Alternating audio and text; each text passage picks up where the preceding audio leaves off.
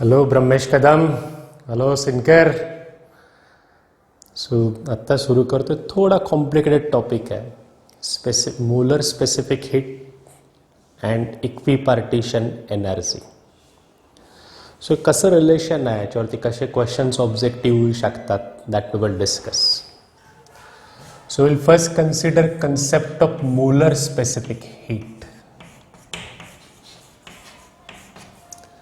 Basically, specific heat is denoted by C. We know the concept. This is amount of it absorbed by unit quantity of substance to change its temperature by 1 degree Kelvin or 1 degree Celsius. So what it is? Amount of heat absorbed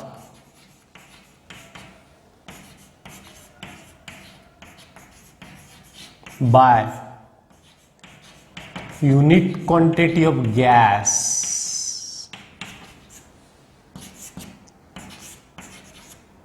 or substance to raise or to change temperature by 1 Kelvin. Unit quantity of gas. आता ही जी quantity of gas आहे, quantity of gas आहे that we can take in terms of mass किंवा in terms of mole. So पहा गॅससाठी ही जी क्वांटिटी आहे that you can take in terms of mass और मोल. ज्या वेळेस तुम्ही गॅसची quantity in terms of mass घेतात त्यावेळेस तुम्ही डिफाइन करतात principal specific heat.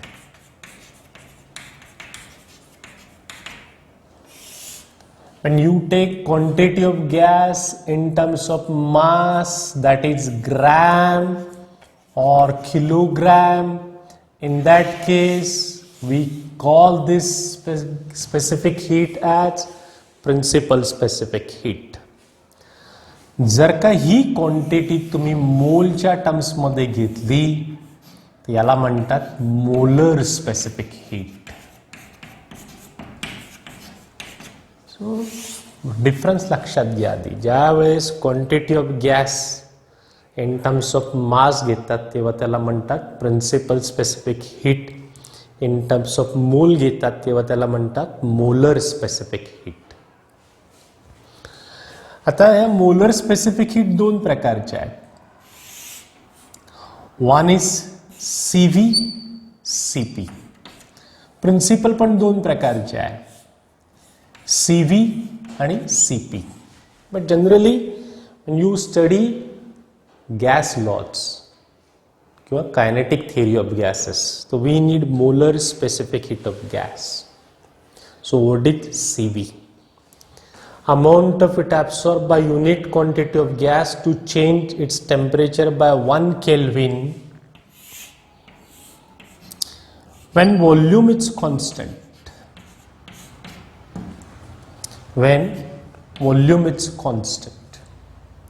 What is CP? Amount of it absorbed by unit quantity of gas to change temperature delta T. आता unit quantity of gas म्हणजे काय? 1 mole of gas. 1 mole of gas. या molar specific हीटसाठी 1 mole of gas ची heat temperature 1 केल्विनने जेव्हा change करायचं असेल तेव्हा जी क्वांटिटी तो गॅस ॲब्सॉर्ब करतो त्याला म्हणतात molar specific at constant pressure. यावेळेस प्रेशर कॉन्स्टंट आहे.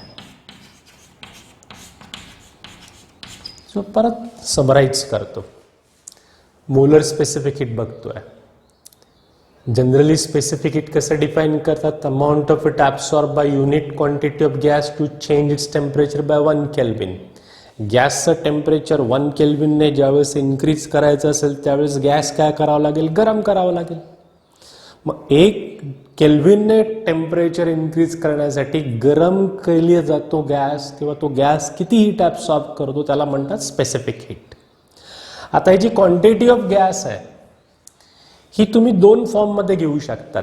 You can take it in terms of mass, you can take it in terms of मोल.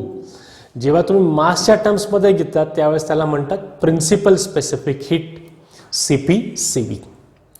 मात्र इम्पॉर्टंट आहे गॅस लॉजच्या वेळेस की always we prefer to take quantity of gas in terms of moles. आणि mole ज्यावेळेस घेतात त्यावेळेस त्याला म्हणतात मोलर स्पेसिफिक हीट. गॅसला दोन स्पेसिफिक हीट्स आहेत, सीव्ही आणि सीपी. का? कारण ज्यावेळेस तुम्ही गॅसला गरम करतात त्यावेळेस गॅसच्या दोघं प्रॉपर्टी चेंज होऊ शकतात. व्हॉल्यूम पण ड्रास्टिकली चेंज होऊ शकतं, प्रेशर पण ड्रास्टिकली चेंज होऊ शकतं. दोघं गोष्टी चेंज होत आहेत. म्हणून गॅस गरम करत असताना दोन कंडिशन्समध्ये गरम करता येतो. एक तर व्हॉल्यूम कॉन्स्टंट ठेवा किंवा प्रेशर कॉन्स्टंट ठेवा. ज्यावेळेस तुम्ही व्हॉल्यूम कॉन्स्टंट ठेवतात त्यावेळेस सीव्ही, जेव्हा तुम्ही प्रेशर कॉन्स्टंट ठेवत तेव्हा सीपी. नीट लक्षात घ्या. ज्यावेळेस तुम्ही व्हॉल्यूम कॉन्स्टंट ठेवून गॅस गरम करतात त्यावेळेस गॅसची इंटरनल एनर्जी चेंज होते. म्हणून ही जी heat absorb at constant volume, heat absorbed at constant volume is always equal to what? It is always equal to change in internal energy. डोक्यात ठेवा. This is important in chemistry also, and therefore this I can write as delta U is equal to NCV delta T. Delta U is equal to NCV delta T, change in internal energy, that is heat absorbed at constant volume equal to NCV delta T. आणि ज्यावेळेस pressure constant असतं त्यावेळेस you can directly write as this as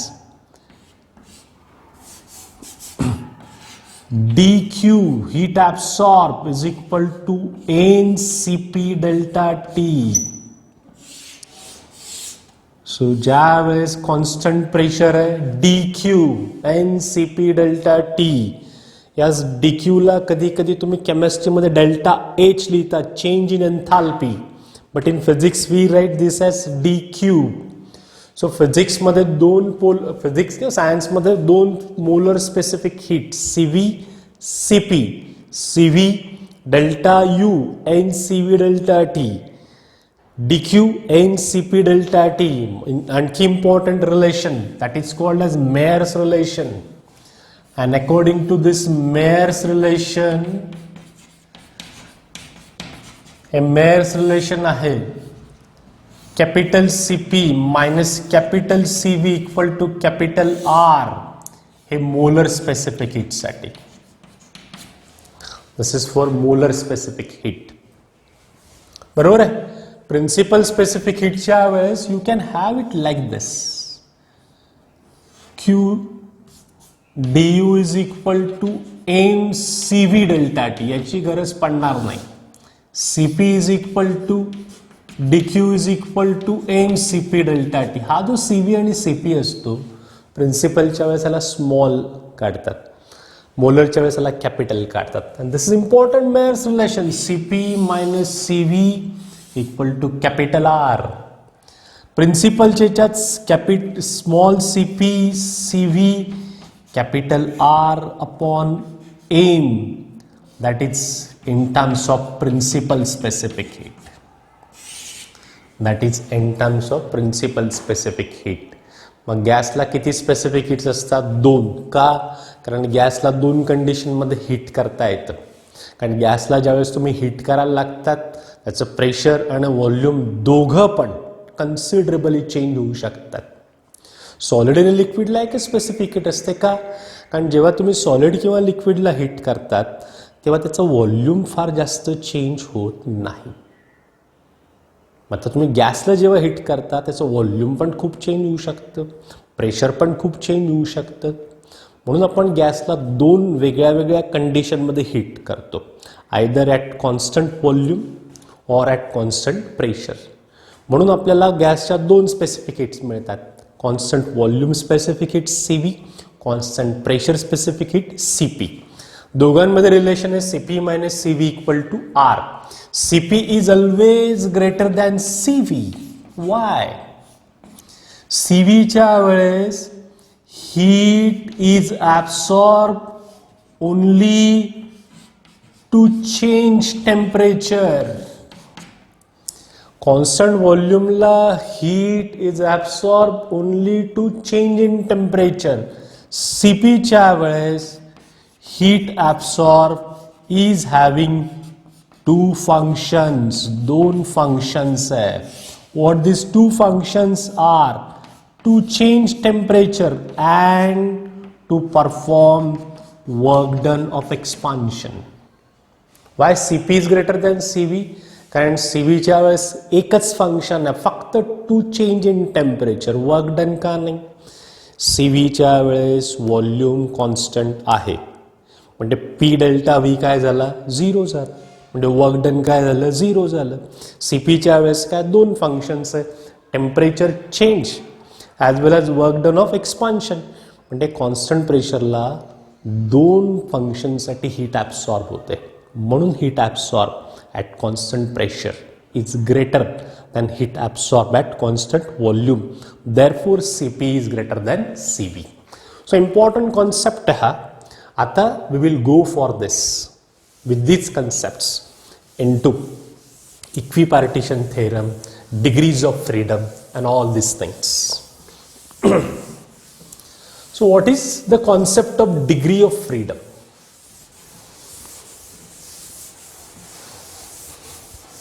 What is the concept of degree of freedom? So see this. Degrees of freedom. F. Concept of degrees of freedom. F. क्या concept है? Degrees of freedom are number of modes of motion for which thermal kinetic energy can be considered. Thermal kinetic energy can be considered. So what is degrees of freedom? Number of modes of motion for कोणाचे? Of molecule for which thermal kinetic energy can be considered. See this. For example, you consider monoatomic gas molecule. Monoatomic gas molecule. आता हा single atomic gas molecule है. What modes of motion are possible for this single atomic gas molecule? It can translate along x-axis. It can translate along y-axis. It can translate along z-axis. But a monoatomic gas molecule can move along these three axes in pure translational motion. Therefore, monoatomic gas molecule is having 3 degrees of freedom of translational kinetic energy. Of translational kinetic energy. म्हणजे x axis ला move झाला तर you can consider kinetic energy along x axis. वायला move झाला you can consider 1/2 mvy², 1/2 mvz². म्हणून mono atomic gas मॉलिक्युलला 3 degrees of translational kinetic energy. आता तुम्ही मोनो नंतर डायॲटॉमिक गॅस कन्सिडर केला. Diatomic gas molecule. Diatomic gas molecule म्हणजे हा असा गॅस मॉलिक्यूल. आता see this, it can also move along x-axis, it can have velocity along y-axis, it can have velocity along z-axis. So हा जो diatomic gas molecule आहे याला x Y Z तिघ ॲक्सिसला translational motion possible आहे, म्हणजे 3 degrees of translational motion. 3 degrees of translational motion. Another thing, हा जो gas molecule आहे it can rotate about y-axis, it can rotate about z-axis, it can also rotate about x-axis. पण जेव्हा axis या ॲटम्समधनं pass होतो आहे आणि त्याची रेडियस फार स्मॉल आहे, तेव्हा त्याचा मोमेंट ऑफ इनर्शिया आणि त्याची अँग्युलर वेलॉसिटी म्हणून मिळणारी रोटेशनल कायनेटिक एनर्जी या दोघांच्या कंपॅरिझनमध्ये निग्लिजिबल आहे. सो एक्स ॲक्सिसची रोटेशनल केई negligible. Rotational key about x-axis is negligible because axis is passing through these both atoms. मात्र इथं rotational key considerable. For z-axis rotational key considerable.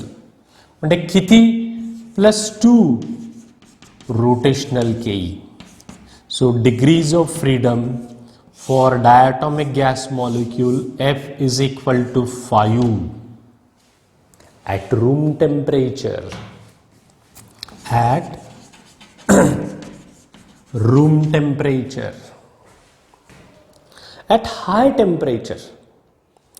At high temperature, हा जो molecule it can vibrate along x-axis. It can vibrate along x-axis. See this. At high temperature, जेव्हा temperature जास्त आहे तेव्हा vibrational केई पण कन्सिडर करतात. ॲट हाय टेम्परेचर व्हायब्रेशनल केई इज कन्सिडरेबल आणि व्हायब्रेशनल केई एका मोड सोबत एक टर्म असेल 1/2 mv² प्लस दुसरी टर्म असेल 1/2 kx². व्हायब्रेशनल एनर्जी किती असते 1/2 mv² प्लस 1/2 kx². म्हणजे किती टर्म झाल्यात 2 टर्म्स. म्हणून at high temperature F is equal to 5 + 2 = 7 at high temperature. जास्त टेम्परेचरला किती डिग्रीज ऑफ फ्रीडम डायटॉमिकला 7. 5 3 ट्रान्सलेशनल 2 रोटेशनल 1 व्हायब्रेशनल मोड आहे. मात्र एका व्हायब्रेशनल मोड सोबत किती टर्म्स घेतात 2 टर्म्स घेतात. 1 for 1/2 mv² प्लस 1/2 kx². लक्षात ठेवा, 1 vibrational mode, how many terms? 2 terms are considered. Therefore I am writing 2 here. Therefore I am writing 2 here. Degrees of freedom चा concept आहे.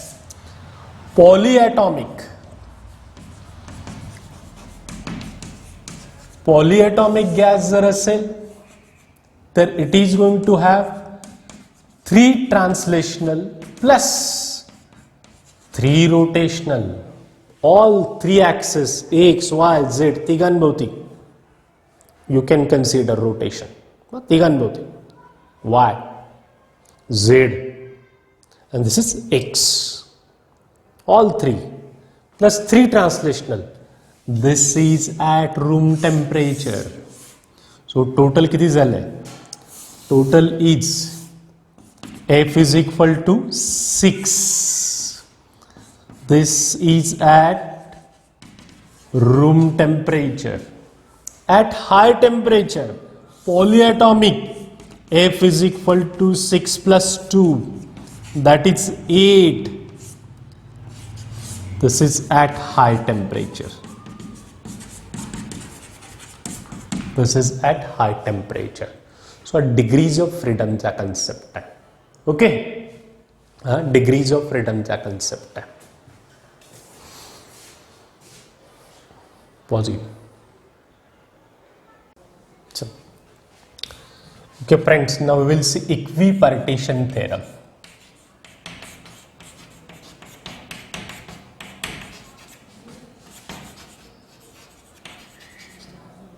Equipartition theorem. कन्सेप्ट हा कसा सुरू आहे आधीपासनं की हीट कशावरती डिपेंड आहे, सॉरी टेम्परेचर कशावरती डिपेंड आहे, हीटवरती. हीट कशावरती डिपेंड आहे, कायनेटिक एनर्जीवरती. आणि टोटल कायनेटिक एनर्जी आणखी कशावरती बाय फॉरगेट करता येते, it further can be bifurcated in terms of degrees of freedom. की प्रत्येक डिग्री ऑफ फ्रीडम सोबत तुम्हाला कायनेटिक एनर्जी कन्सिडर करता येते. आता ही कायनेटिक एनर्जी गॅसच्या टेम्परेचरशी कनेक्ट होते. पहा काय सांगतोय, ही कायनेटिक एनर्जी गॅसच्या टेम्परेचरशी कनेक्ट होते आणि total kinetic energy total degrees of फ्रीडमवरती डिपेंड असते. Total kinetic energy total degrees of फ्रीडमवरती डिपेंड असते. आणि ती ब्युटी आहे इक्विपार्टिशन थेरमची. What this theorem states that, याला 3 फॉर्ममध्ये प्रॉब्लेमसाठी घेता येईल. with each degree of freedom, with each degree of freedom for a gas molecule, kinetic energy is half kT. पहा मी काय म्हणतोय, with each degree of freedom, kinetic energy. See this, इथं आता 2 part होत आहेत. For gas molecule, for a gas molecule म्हणजे काय, एकटा गॅस मॉलिक्यूल. और for a mole of a gas म्हणजे काय, 1 मोल गॅस. इथं एकच गॅस मॉलिक्यूल आहे. इथं किती आहे, इथं आहे 6.023 इंटू 10⁻23. सो थेरमचं स्टेटमेंट तुम्हाला तोडून देतो. With each degree of freedom kinetic energy, एक गॅस मॉलिक्यूल असेल तर this kinetic energy is F/2 kT. ते के आला म्हणजे single gas molecule, remember this always. पण मोल आला तर same statement becomes kinetic energy is equal to F/2 RT. आला डिफरन्स लक्षात. For a gas molecule F/2 kT, for a mole F/2 RT. आणि जर का तुम्हाला टोटल कायनेटिक एनर्जी हवी असेल तर टोटल कायनेटिक एनर्जी, आता सिंगल गॅस मॉलिक्यूलची केटी टोटल हवी तर multiply by all numbers of gas molecules. ही एका गॅस मॉलिक्यूलची आहे. सगळी हवी असेल तर मल्टिप्लाय बाय कॅपिटल एन, म्हणजे this is F/2 NK. F/2 NKT. पहा जर्नी बघा, F/2 NKT. K is Boltzmann's constant. This is degrees of freedom F. हा जर्नी बघा, total kinetic energy is equal to F/2 nRT. बरं, ही total kinetic energy कोणती energy आहे, ही जी एनर्जी गॅसच्या मधली एनर्जी आहे, ज्याच्यामुळे गॅसला टेम्परेचर आहे. डी एनर्जी कोणती आहे, ही इंटरनल एनर्जी आहे. Remember this, this is internal energy U. That is F by 2 nRT. See this. काय विचारलंय प्रॉब्लेम मध्ये? कायनेटिक एनर्जी विचारली तर हेच, पण हीच कोणती energy? Internal energy. F by 2 nRT. This is equipartition theorem. This is equipartition theorem. आता एक कॉन्सेप्ट आहे जो नेहमी खूप वेळा लागतोय फिजिक्समध्ये, केमिस्ट्रीमध्ये. त्याला म्हणतात adiabatic constant. That is called as adiabatic constant gamma. जेव्हा थर्मोडायनामिक्स बघू त्यावेळेस बघू याला परत. पण this adiabatic constant gamma is equal to ratio of capital CP upon capital C. Molar specific heat of constant pressure upon molar specific heat at constant volume. Same gamma, दूसरा formula per. Same gamma, another formula 1 plus 2 upon F. 1 plus 2 upon F. So adiabatic constant gamma, important concept. It is defined as the ratio of specific heat at constant pressure upon specific heat at constant volume. That is also equal to 1 plus 2 upon F. This is most beautiful equation. You will be helpful with you. फार गरजेचं आहे तुम्हाला हे. कळलं? आता दुसरा concept बघा. We have two specific heats, CV, CP. हा जो CV है that is also equal to F by 2R. सुंदर. F by 2R म्हणजे हेलियम. हेलियम जर तुम्ही घेतला तर हेलियम कसा आहे? Mono atomic. मोनो ॲटॉमिक आणि डिग्रीज ऑफ फ्रीडम किती? 3. मग हेलियम साठी सीव्ही किती घ्याल? 3/2R. काय सुंदर कन्सेप्ट आहे. 3/2R. जर का हा ऑक्सिजन असेल, ऑक्सिजन कसा आहे? डायटॉमिक. डिग्रीज ऑफ फ्रीडम किती? 5. मग in that case CV will be equal to 5/2R. 5/2R.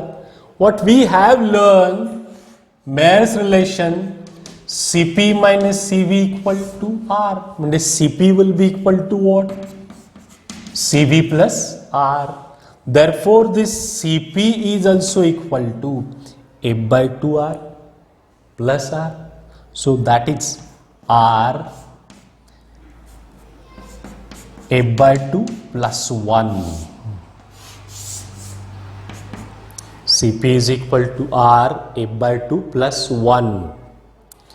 Correct आहे. तुम्हाला हे फिजिक्समध्येच नाही केमिस्ट्रीमध्ये पण काम येणार आहे. CV is equal to F/2R. CP is equal to F/2R plus R. R common. CV साठी आणखी एक सुंदर formula. R upon gamma minus 1. R upon gamma minus 1. आणि जर का तुम्ही R अपॉन गॅमा मायनस 1 इथं जर ॲड केला तर you have another beautiful formula for CP. Gamma R upon gamma minus 1. तो CP आणि CVचे दोघांचे फॉर्म्युले कलेक्ट करून दिले. CV is equal to R upon gamma minus 1. CV is also equal to F/2R.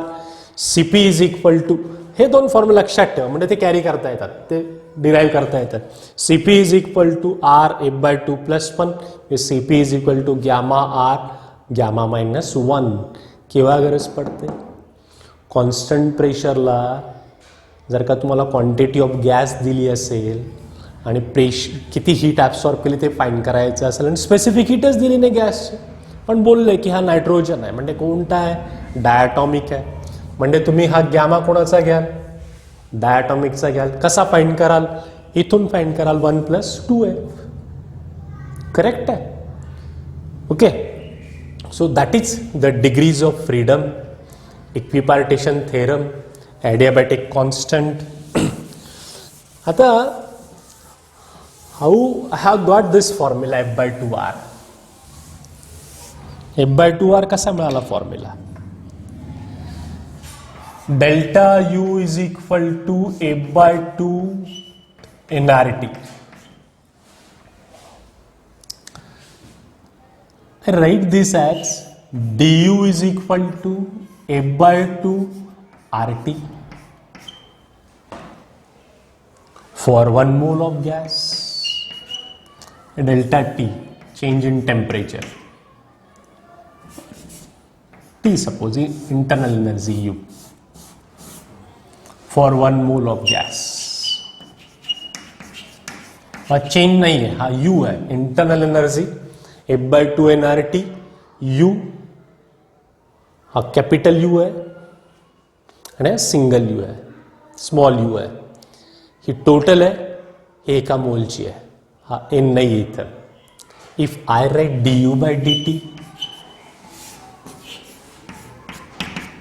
it is equal to F/2 R. du/dt is equal to F/2 R. And du/dt can I write like this?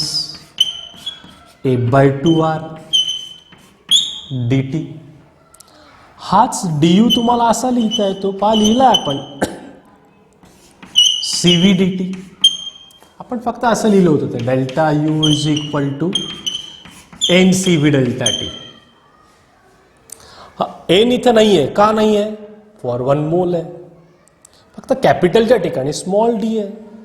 म्हणजे हा CV काय झाला? F/2 R. CV काय झाला? F/2 R. आता problem मध्ये scene असा आहे की पॉलीएटॉमिक गॅस आहे, पॉलीएटॉमिक गॅस आहे. पॉलीएटॉमिक गॅस जर असेल तर त्याचा सीपी आणि सीव्ही किती असेल? That is the scene in the problem.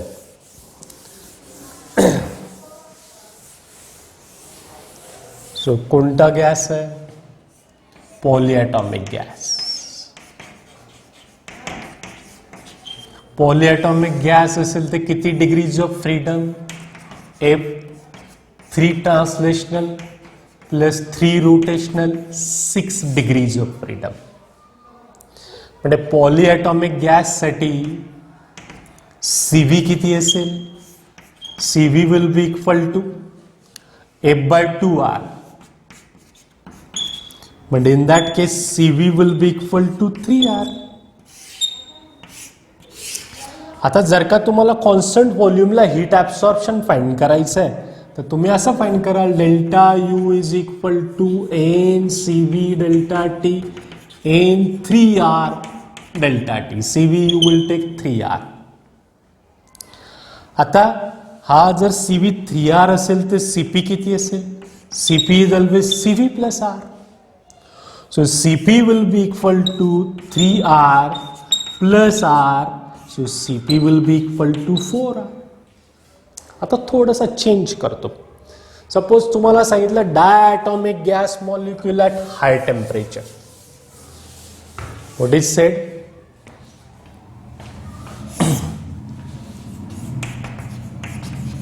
जेमॅन्स आणि नीटला पॉसिबल है diatomic gas molecule at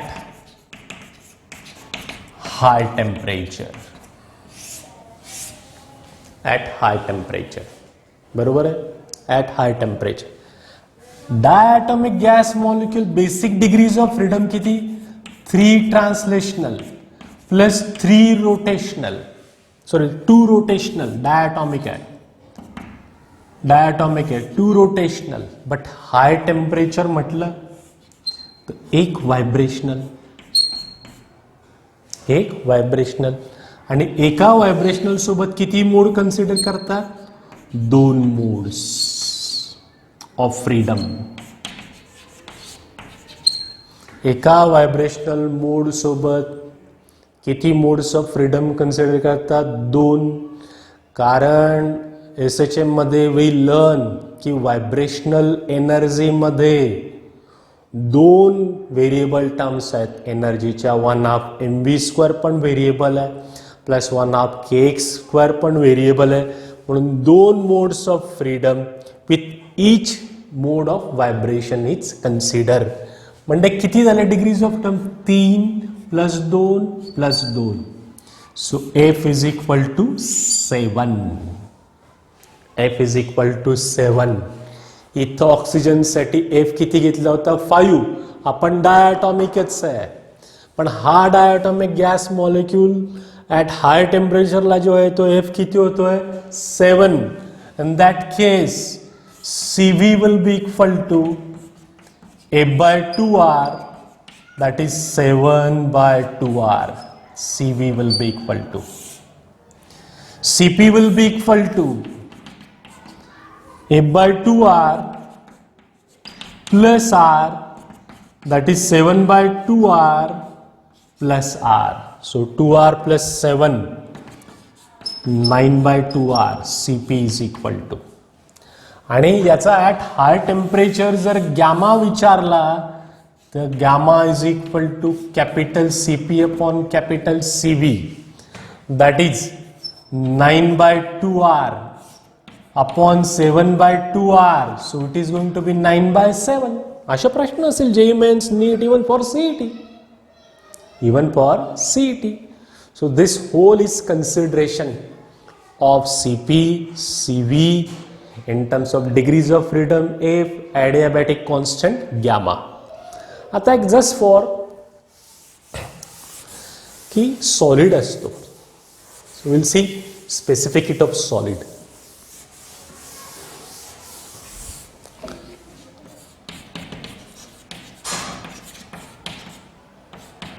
Specificity of solid.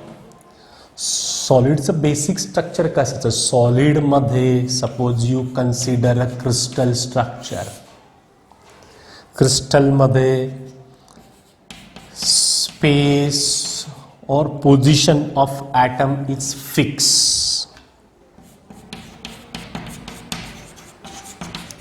Position of atom is fix.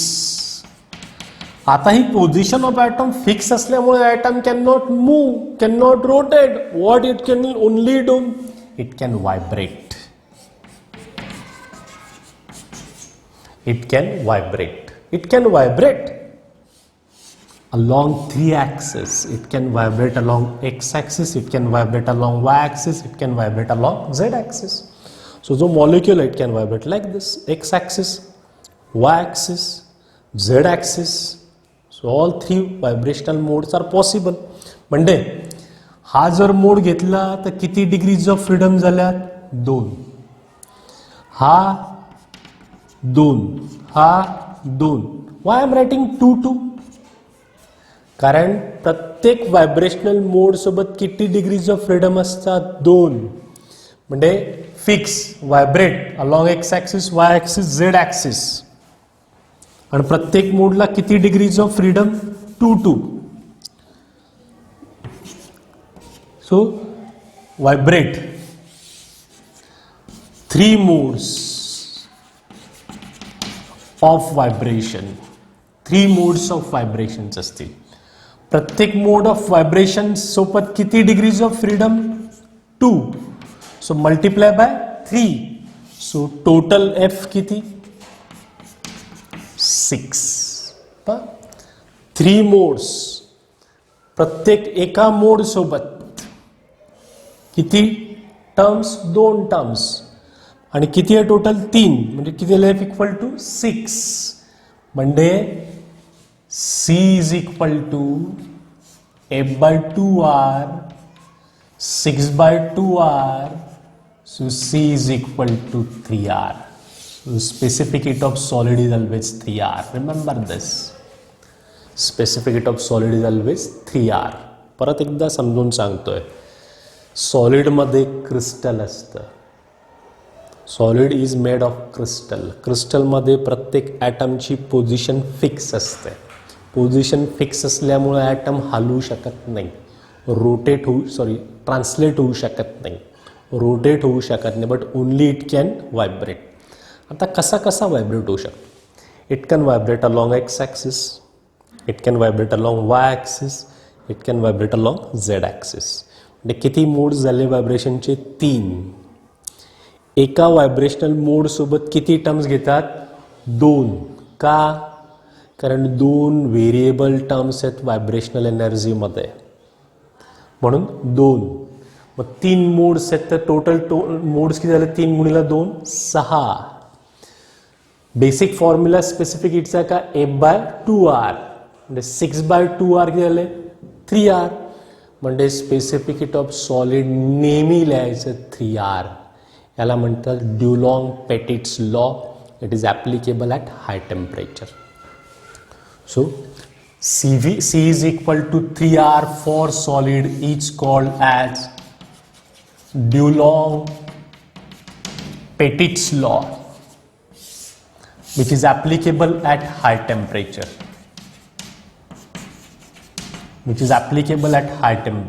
एक फार सुंदर थेरी प्रश्न आहे, खूप जेईला, AIEEE, नेटला, CETला सगळीकडे विचारला गेला आहे. प्रश्न असा आहे, real gas acts as an ideal gas. What I have written? Real gas acts as an ideal gas. At केव्हा? At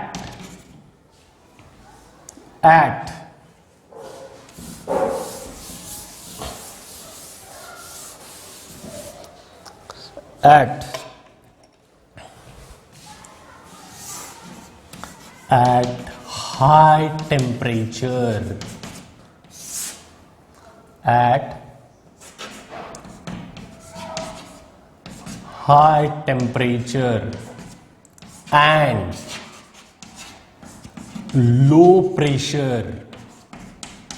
याचा आन्सर लक्षात ठेवा. जेव्हा प्रेशर लो असतं, टेम्परेचर हाय असतं, तेव्हा कायनेटिक एनर्जी खूप जास्त असते.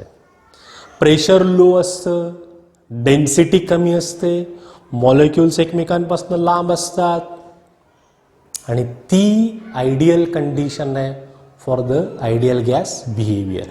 म्हणून real gas acts as an ideal gas at high temperature and low pressure. सुंदर थेरी प्रश्न आहे. दरवर्षी कोणत्या तरी एका ऑब्जेक्टिव्ह परीक्षेला, JEE Mains, NEET, CET, Karnataka CET, UPSC, MPSC कुठंतरी येतो. ठीक आहे, थँक्यू.